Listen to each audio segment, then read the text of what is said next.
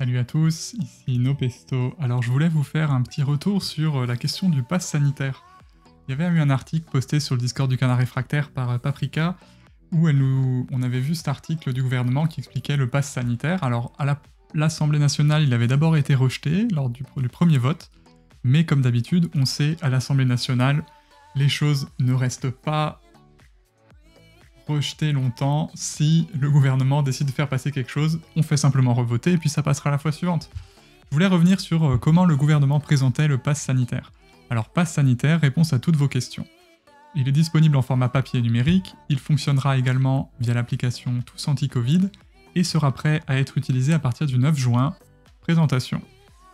Les mêmes règles simples partout en Europe. Le déploiement du pass sanitaire dans le cadre du plan de réouverture du pays vise à sécuriser, à compter du 9 juin 2021, la reprise des activités qui présentent les plus forts risques de diffusion épidémique. Alors, les mêmes règles simples partout en Europe, ok. Pourquoi mettre en place un pass sanitaire?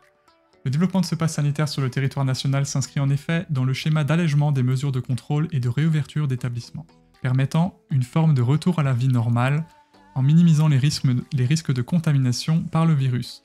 Donc, allègement des mesures de contrôle. Donc en fait, c'est eux qui nous contrôlent au départ, et on a le droit de ne plus être contrôlé en utilisant ce pass sanitaire. Cet outil permettra notamment de réouvrir et de reprendre les activités rassemblant un nombre élevé de personnes. Il sera également utile pour faciliter les passages aux frontières. Donc en fait, c'est simplement, ils disent pour faciliter les passages aux frontières, on nous interdit de passer aux frontières, sauf si on a le pass. Voilà, c'est plus clair. La plupart des pays demandent actuellement de fournir à l'entrée de leur territoire des documents faisant état d'un test négatif récent, d'une preuve de rétablissement ou d'un certificat de vaccination. Le pass sanitaire est un outil supplémentaire pour assurer la protection des Français. Génial, on va être protégé par le pass. Dans son avis en date du 3 mai, le Conseil scientifique considère que l'usage du pass, s'il est temporaire et exceptionnel, donc là, l'exceptionnalité, je vois pas bien où elle est, mais bon. Et le temporaire, on sait pas, on verra, hein, peut favoriser la reprise de certaines activités, notamment l'organisation de rassemblements, dans des conditions favorisant une réduction de risque de contamination. Donc là, on voit bien que les rassemblements seront conditionnés au pass, ce qui est bien pratique pour le gouvernement, pour toutes les manifestations. C'est un pacte de confiance qui est proposé aux Français, comme si on avait confiance envers le gouvernement. Retrouver davantage de liberté en contrepartie d'un engagement citoyen dans la maîtrise de l'épidémie, par le pass, mais aussi par le respect des gestes barrières et de la distanciation sociale. Alors les gestes barrières, ça veut simplement dire l'interdiction de contact, et la distanciation sociale, c'est la même chose.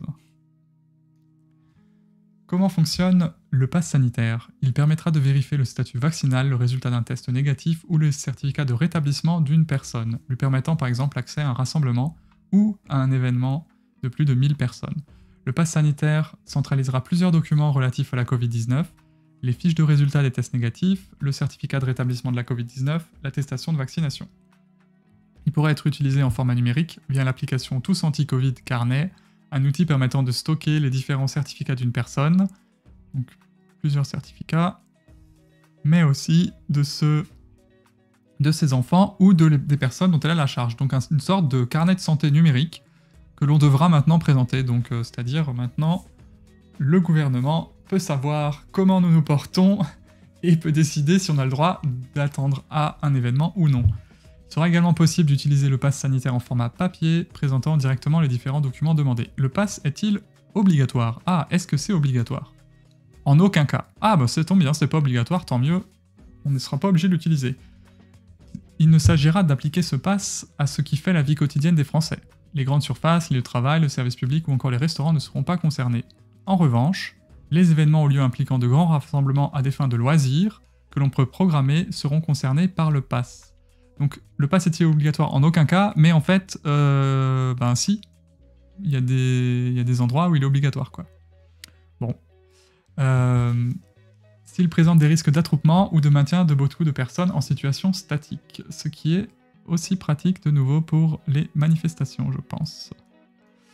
Concrètement, ce pass sanitaire ne sera exigé que dans les situations où le passage du public est plus à risque au plan sanitaire. À ce titre, il s'applique au-delà de 1000 personnes dans le respect par ailleurs des jauges limites. 5000 personnes, on n'a pas le droit de se rassembler à plus de 5000 personnes. Pourra-t-on voyager en Europe grâce à ce pass? Oui, le développement du pass sanitaire répond également à la proposition de la Commission européenne de développer un certificat vert numérique. Donc là, on voit que il répond à la proposition de la Commission européenne. C'est quand même intéressant, hein, quand on dit souvent que les politiques européennes influent sur les politiques françaises. Là, on voit que c'est directement descendant de ces politiques européennes. Et en Europe, on parle de certificat vert numérique. Vert, je ne sais pas pourquoi, mais en tout cas, c'est un certificat numérique. On pourrait appeler ça un contrôle numérique permanent. Donc l'objectif est de permettre de manière sécurisée la reprise de la circulation des personnes entre les pays de l'Union européenne. Quand sera-t-il possible d'utiliser le pass sanitaire? Le pass sanitaire sera utilisé pour accéder à des rassemblements ou des événements à partir du 9 juin 2021, date de réouverture des différents établissements recevant du public. Tous les Français pourront-ils être en possession d'un pass sanitaire? Oui, car contrairement à un pass vaccinal, le pass sanitaire, lui, propose 3 types de preuves non cumulatives, ce qui garantit l'accès à l'ensemble des citoyens. Donc tous les citoyens auront un pass sanitaire, dans ce que je lis, ou pourront en avoir un, même s'ils n'ont pas de test PCR négatif, même s'ils ne se sont pas rétablis de la Covid et qu'ils n'ont pas d'attestation de vaccination. Je me demande, hein, tout de même. Les normes de ces 3 preuves seront consolidées à l'échelle européenne dans les prochaines semaines. Alors cet article est intéressant parce que il a été changé en fait entre la première date de publication et aujourd'hui, et on va aller voir ça tout de suite sur Wayback Machine. Parce que la première fois que je l'ai lu, il y avait d'autres choses qui étaient inscrites, et des choses qui ont disparu concernant ce site, et que j'aimerais vous montrer, puisque c'est des choses importantes qui établissent notamment la question de la discrimination due à ce site. Alors on va voir sur la... Il a été sauvé le 10 mai 2021. On va voir si c'est la première version. On va voir ce qui a changé. Et donc ça, c'était la première version publiée sur le pass sanitaire. Et donc... ça, c'est intéressant. Voilà le passage le plus intéressant de ce pass sanitaire, c'est le pass est-il obligatoire? Là, il y avait marqué que non, il ne pourra pas être un droit d'accès qui différencie les Français. Et vous voyez, cette nuance a été supprimée dans la nouvelle version, et moi je crois que c'est quelque chose de très important, puisqu'en fait, on voit que l'on va avoir des Français qui seront différenciés selon qu'ils ont le pass sanitaire ou pas, pour accéder à des événements par exemple. Mais peut-être ce sera aussi des manifestations plus tard, on verra.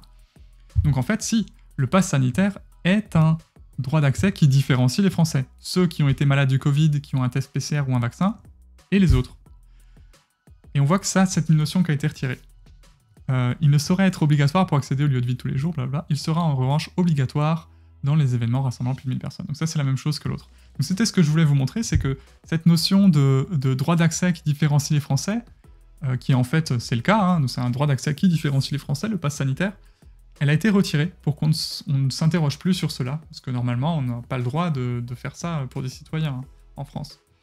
Mais bon, c'est la vie, le pass est passé, et on voit sur le site de France Info que l'Assemblée nationale a finalement voté la sortie de l'état d'urgence et le pass sanitaire, sachant que à la première,